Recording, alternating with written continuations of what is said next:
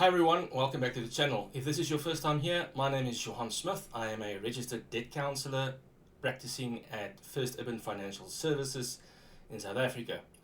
So in this video we're going to do something fun. We're going to look at the frequently asked questions posed about debt counselling, and since I am a debt counsellor, you're going to hear it from the horse's mouth in this video.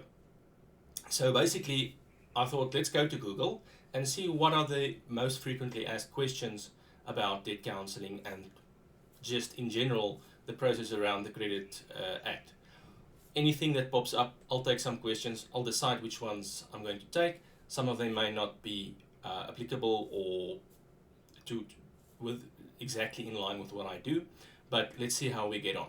Two more things. If you would like to ask your own questions to me, a debt counsellor, and get the answer straight, you can comment in the comment section below. I will look through those and I will answer the questions that seem appropriate to me. And finally, if you find this video informative or even entertaining, please do consider subscribing to the channel, hitting the notification bell, and liking the video.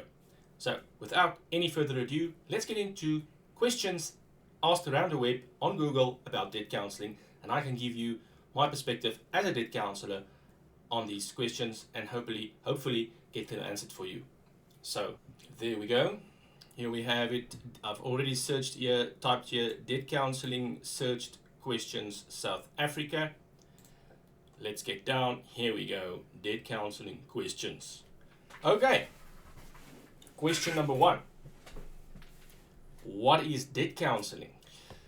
Debt counselling is a formal debt restructuring process. It was brought into being by and through the National Credit Act. It's a right that you as a citizen have to prevent further over-indebtedness, get you out of debt, protect you against legal action. If any person feels that they may be over-indebted, which means not able to pay all of your full monthly financial credit agreements with your own salary without the need to borrow more money, you may be over-indebted and you may consult with a debt counsellor such as myself to have you determined over-indebted. In other words, the debt counselling process is there to help over-indebted consumers to get out of debt, to protect them against legal action, to free up more money in that is required for their necessary monthly living expenses.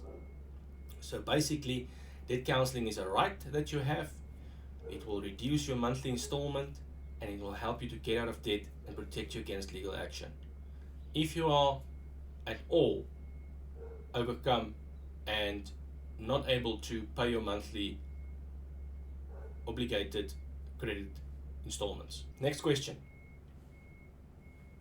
Is debt review a loan? No, debt review is not a loan. People get confused between a consolidation loan or debt consolidation and debt review or debt counselling. By the way, debt review and debt counselling, exactly the same thing. These are synonyms and interchangeable. Debt review, debt counselling, same thing. Debt consolidation is a little bit iffy. It's a term that may confuse you, and I think personally that a lot of marketers in the debt review space use the term debt consolidation because they know that the consumers out there think that it implies a loan, because most people will think that when you're talking about debt consolidation, you are referring to some sort of a loan. Although the word consolidation can mean anything that is going to take various accounts and consolidate them into one account.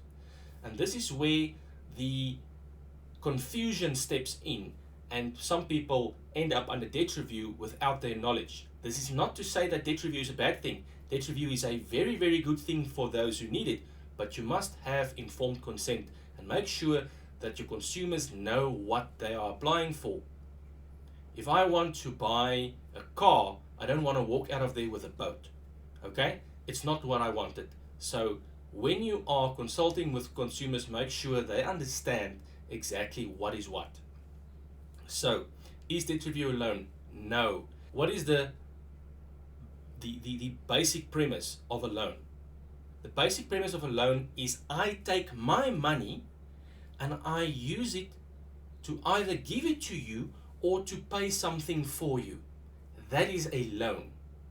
Going under debt review is not a loan because we negotiate with the creditors in terms of the powers given to us by the National Credit Act. So we cannot just be ignored by the creditors. It's not the same as you going to your creditors directly, because they will just shove the contract in your face, or they could if they wanted to. They don't have to renegotiate with you. However, the law states implicitly that they have to comply with the reasonable requests from the debt counsellor. In other words, the debt counsellor will negotiate a lower installment and restructure the entirety of all of your accounts, and you will pay one installment. But it's not a loan, because the debt counsellor does not take his own firm's money to pay your debt and then you pay back the debt counsellor. That is a loan. That is the definition of loan. The moment I take my money to pay your stuff, I'm giving you a loan. Whether I'm giving you the money directly or paying your accounts for you is the same thing. I've taken my money and paid your stuff. That's a loan. Debt review is I'm using my powers as a debt counsellor in terms of the National Credit Act to restructure your monthly obligations, to tell your creditors, this client can no longer afford these installments. We're going to combine them into one reduced installment. And then the client will pay that installment, and the debt counsellor will, through the payment distribution agency, pay each one of the creditors on a monthly basis until everything is paid up. So no, debt counselling, not a loan. Question number 3. What is the NCR? The NCR is the National Credit Regulator. The National Credit Regulator exists in terms of the National Credit Act and is there to regulate the credit industry. If the credit industry was a nightclub, the NCR would be the manager, the DJ, and the bouncer all in one. I'm not sure about the barman, but the National Credit Regulator has several functions. They are supposed to protect the credit industry through regulation, through making sure the credit industry is managed and is serving the purposes of the Act as laid out in the Credit Act. So that is the National Credit Regulator. All role players in the credit industry must be registered with the National Credit Regulator. Okay? So if you want to be a credit provider, whether you are one of the biggest banks or one of the smallest microlenders, you have to be registered with the National Credit Regulator and subject yourself to routine checkups from the regulator to make sure that you comply with the provisions of the Act. If you are a debt counsellor, you must also be registered with the National Credit Regulator. If you are a credit bureau, you are registered, and even if you are a payment distribution agency. So all role players in the credit industry are regulated by the NCR. Next question. So we'll take this one. How long will it take? Okay, how long will it take is a question I hear every day. And I've been hearing this question for maybe 15 years now. When you restructure someone's accounts, how long it will take for that specific person to pay off all of those accounts is the same as asking how long is a piece of rope. It's going to be a different answer every time. Yes, there are guidelines. Yes, we can do estimates. Yes, certain restructuring plans that we put forward, like the DCRS plan, will always pay off in 60 months. But there are no absolute guarantees. At the end of the day, it's a mathematical equation. There is capital to be repaid, there is interest levied on the capital, there are fees, and then there is the installment paid by the consumer. The moment any one of those aspects change, it will have an impact on the term. So the best answer that can be given would be after a one-on-one consultation. To answer this question in general, some people are under debt review for a few months, like 1 or 2 or 3 months, just until they sell an asset like a house, which is part of their plan. Not that you have to, but some people go on a debt review to buy them some time to sell an asset. And then when that asset is sold, I'm using this as an example, then they go out from debt review again. They can settle everything they owe. So in those circumstances, debt review may only last a few months. In other instances, debt review may last for 10 years. It all depends on how much you owe and how much you are able to pay. Those are the metrics that we have to have in order to determine how long you are going to pay. So once we have all those answers, and this is why I'm saying we would prefer to do a specified one-on-one consultation, and then we will advise the specific consumer who we are consulting how long their debt review is going to take, because it's not going to be the same answer from person A to person B. So that is the best that anyone can truthfully answer that question in general terms, without getting into the specifics of a specific person's circumstances, because each and every person has different financial circumstances. So how much you can pay, how much you owe, what the interest rates are, those are the factors that will determine the term. If you want a closer answer than that, you have to contact us for a consultation so that we can look at your specific set of circumstances, and then we can give you a much closer estimate based on what you can afford to pay, how long it's going to take. Next question. Is the debt relief immediate? Yes. Yes. I would say there's a technical aspect around this.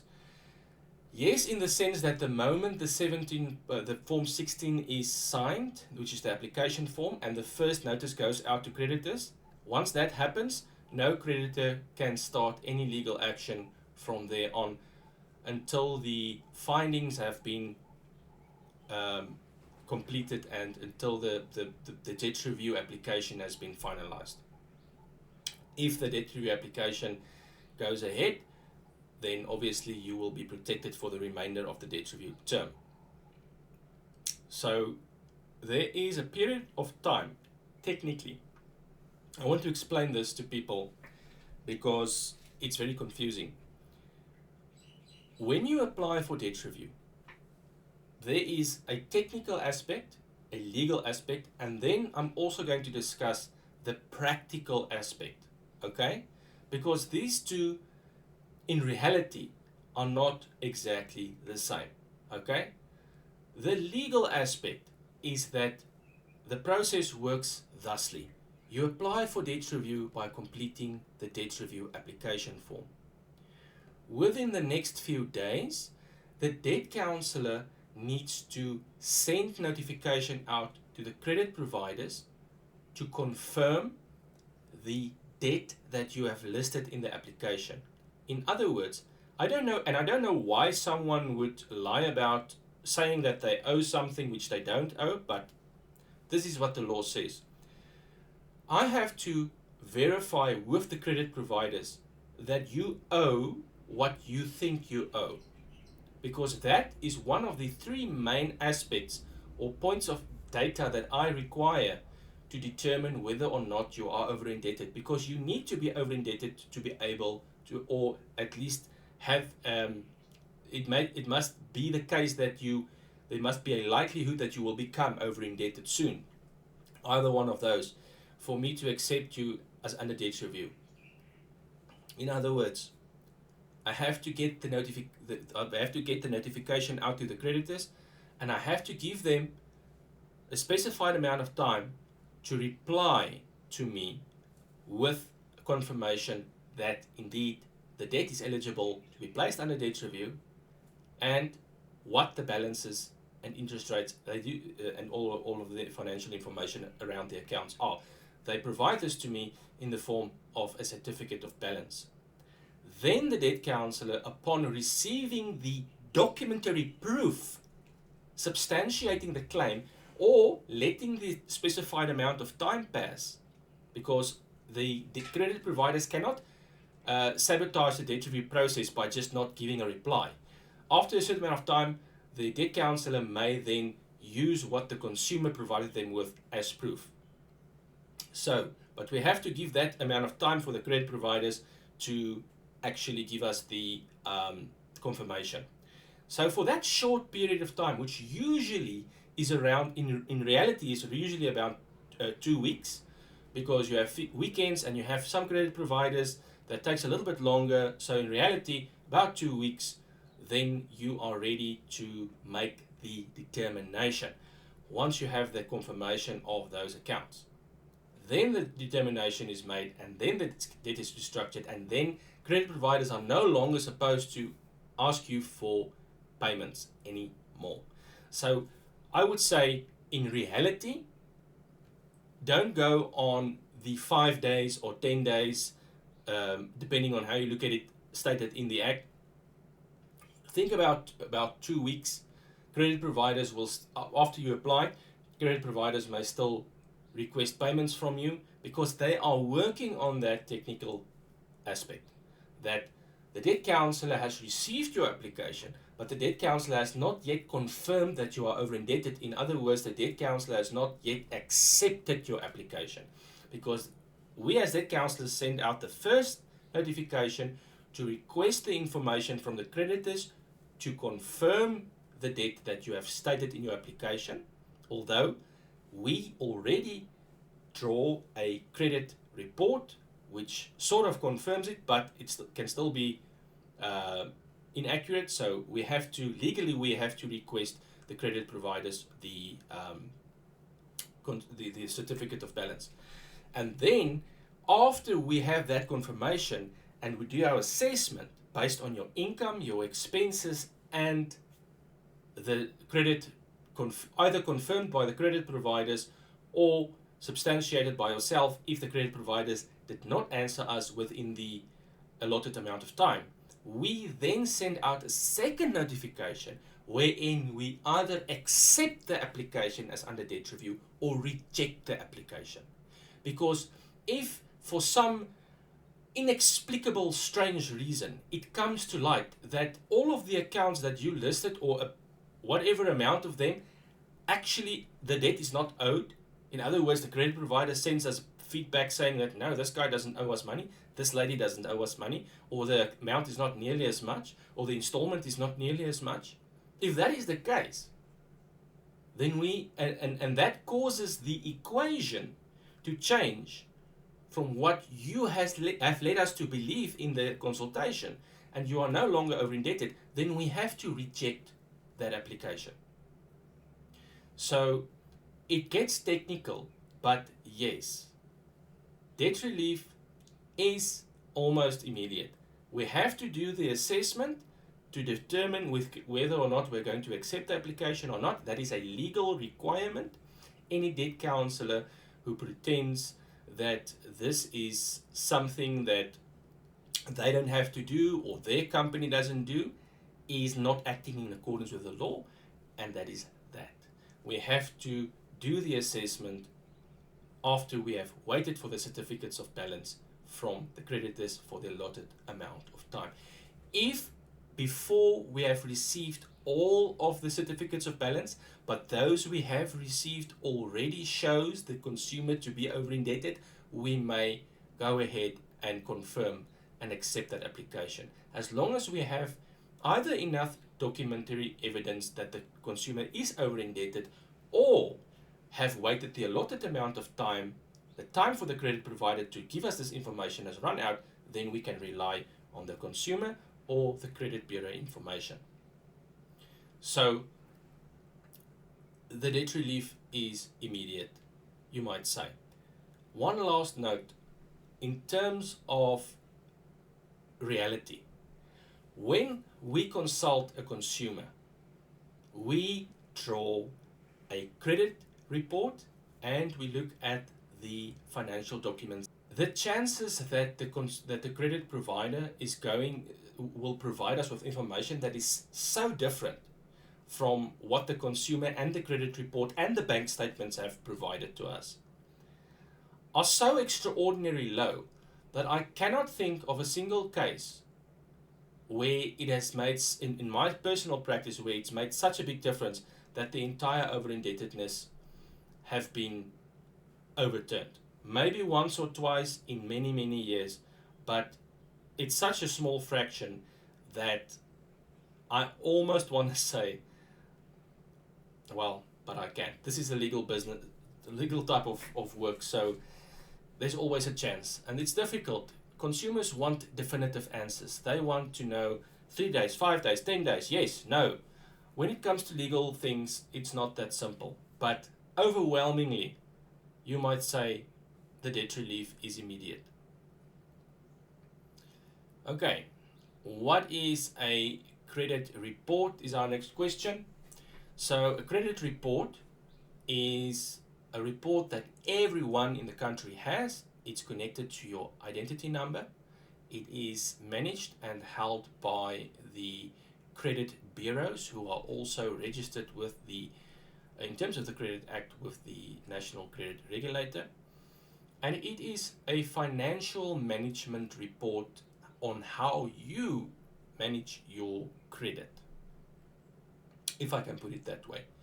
Information that may appear on a credit report will be your personal information, where you work, if you hold any directorships, if you have any title deeds, the accounts that you have, any default information, any information regarding debt administration or debt counseling or sequestration, and more information. There will be a credit score, which I won't put a lot of stock in. Usually those credit scores are very poorly calculated and very inaccurate. But in essence, and it will also show you who else has drawn the credit report as well. I think those are the main things covered on a credit bureau report. And what it is used for is to determine usually whether or not you are or you qualify for further credit. It's mostly used by credit providers to see how you've been paying your accounts. How have you been treating your existing creditors? And it's also used obviously by debt counselors to see what creditors you have, what accounts you have, to give an indication or to supplement your creditors list that you have provided us with in the application.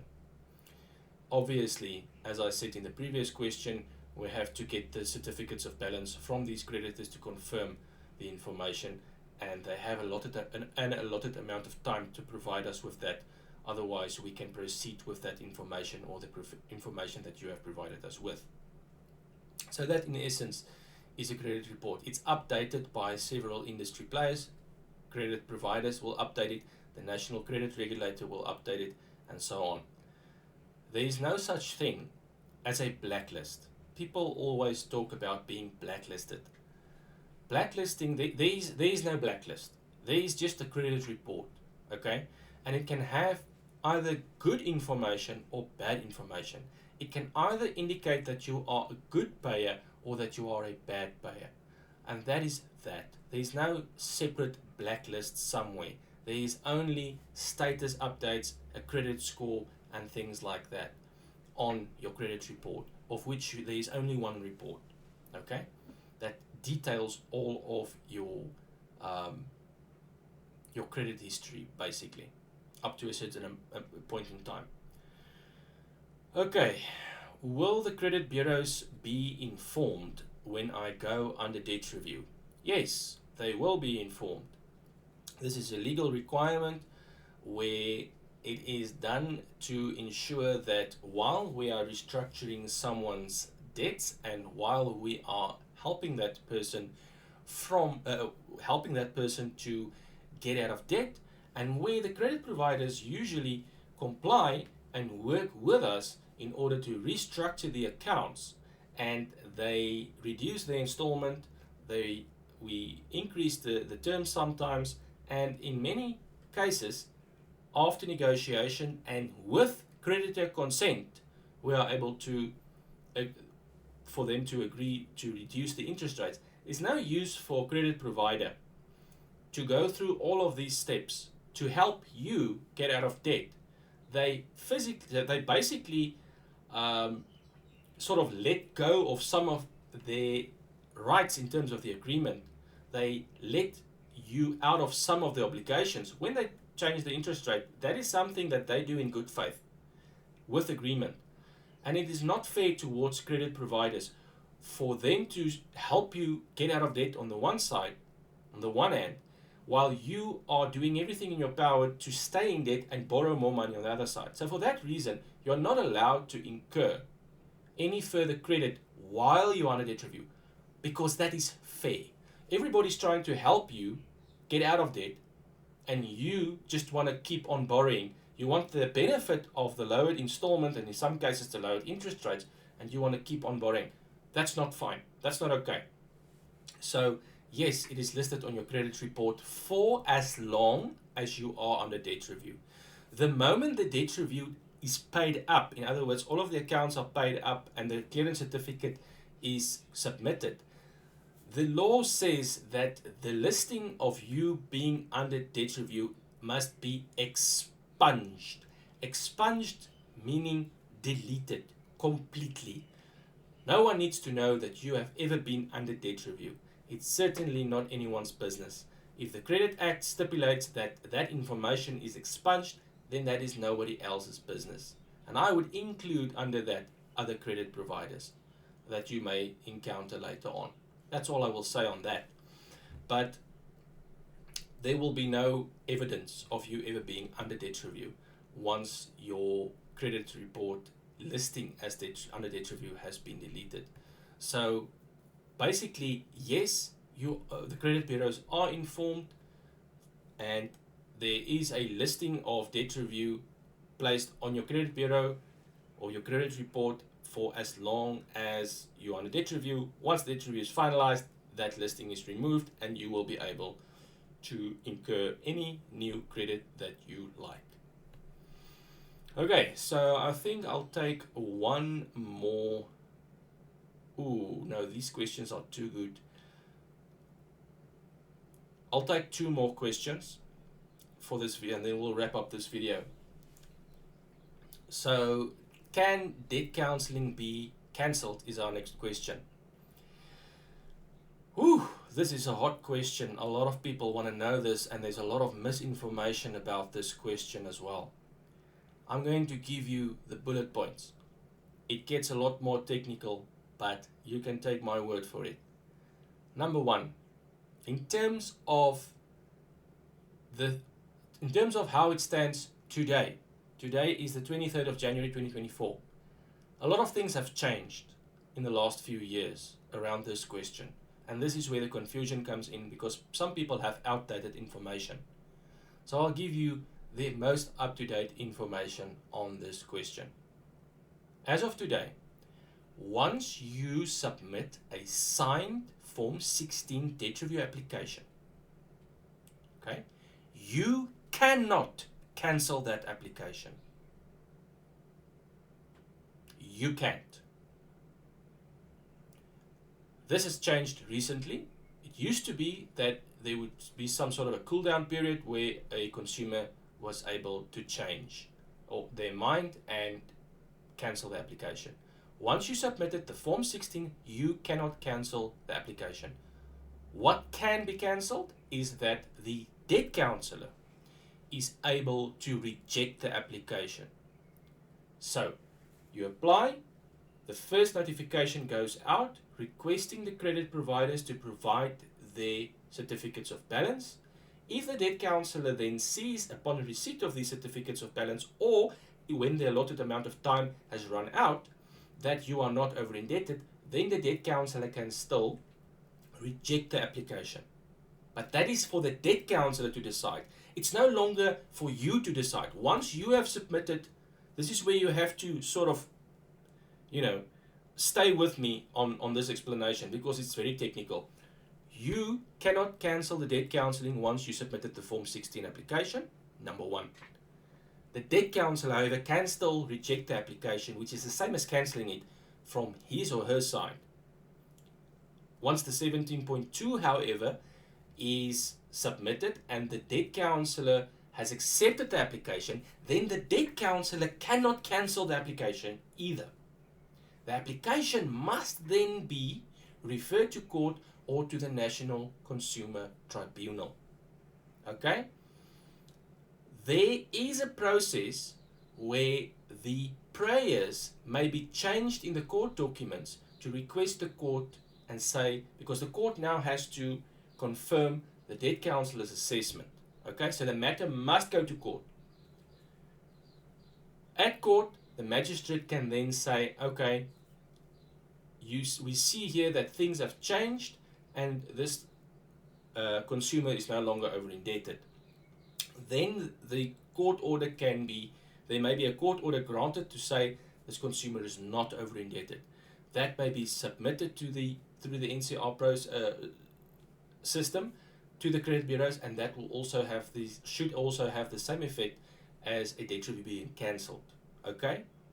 Everybody with me so far? You complete the application form, you can cancel it. The debt counsellor can still reject the application. I will say about 10 days, till about 10 days after. Once the 17.2, which is the result of the debt counsellor's assessment, is sent out and it has been accepted, the debt counsellor also can no longer cancel the application there. It must first be referred to the court or the NCT.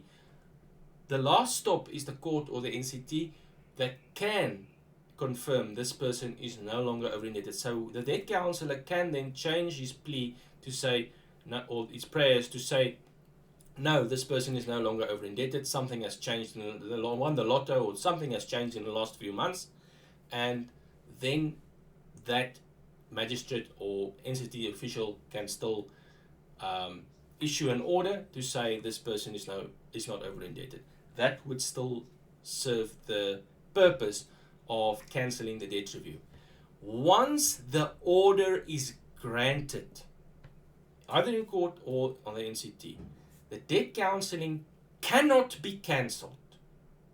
It doesn't matter if you pay your accounts yourself and paid up everything, and because some people have this idea to sort of, they lose contact with their debt counsellor for whatever reason, and then they pay their accounts themselves, and then they think once the accounts are paid up, their debt review listing will be cancelled.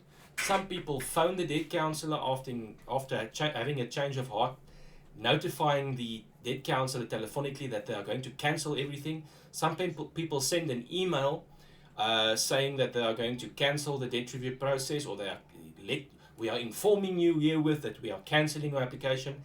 That is not legally binding. And the debt counsellor, I want to stress this, it's not a matter of the debt counsellor being hard-headed or refusing to cancel the application. It is a legal aspect. The debt counsellor does not have the right to cancel that application. The debt counsellor has to proceed with the process. It is a statutory obligation placed on debt counsellors to proceed with the process, assuming, of course, the fees are paid.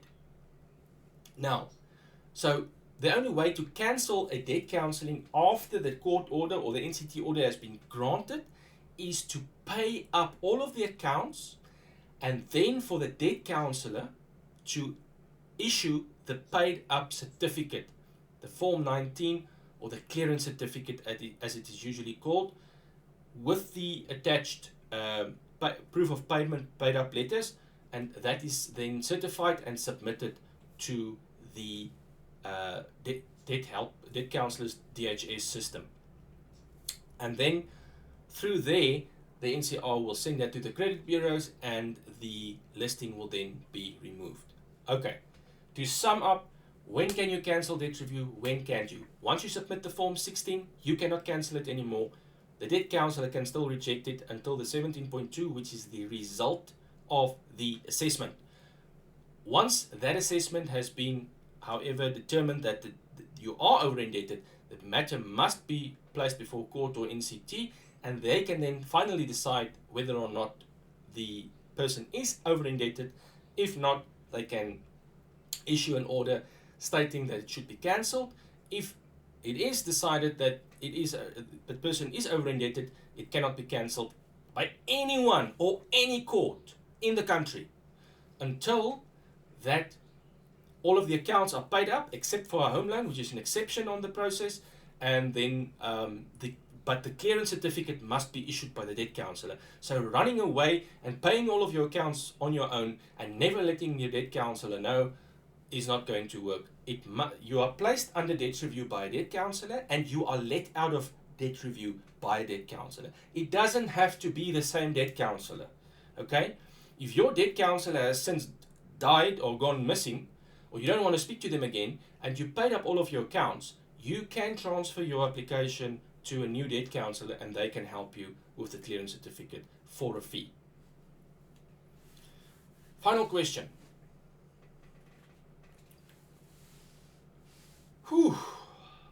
Final question. What is a PDA? A PDA is a payment distribution agent. These organizations are regulated by the National Credit Regulator, and their sole purpose is to receive debt review payments from consumers and distribute the funds to the credit providers. They will also pay the use from those funds from the installment paid by the consumer. They will also pay the Debt Counsellor and the attorney for the Debt Counsellor if there is one. And they will also distribute the funds to the creditors as stipulated by the plan put forward by the Debt Counsellor. Usually the PDA will also provide the consumer with a monthly statement to show what happened to your payments, how was it distributed, and give an estimate of what the outstanding balances may be. So PDAs are the ones handling the money. They receive the installment, the debt review installment from the consumers, and they pay out the creditors every month, and they also send you a payment statement to show you where your money is going. That is what a PDA does. They are registered with the National Credit Regulator, and they are audited to make sure that consumers' money are paid where it should be going and not somewhere else. Guys, thanks a lot for watching this video. I hope that you've learned something. If you have any questions or anything is unclear, please do post in the comment section below. I will go through and I will answer appropriate questions. If you find these videos informative, please do consider subscribing to the channel, liking the video, and clicking the notification bell. That's all from me. You guys have a blessed and wonderful day. Goodbye.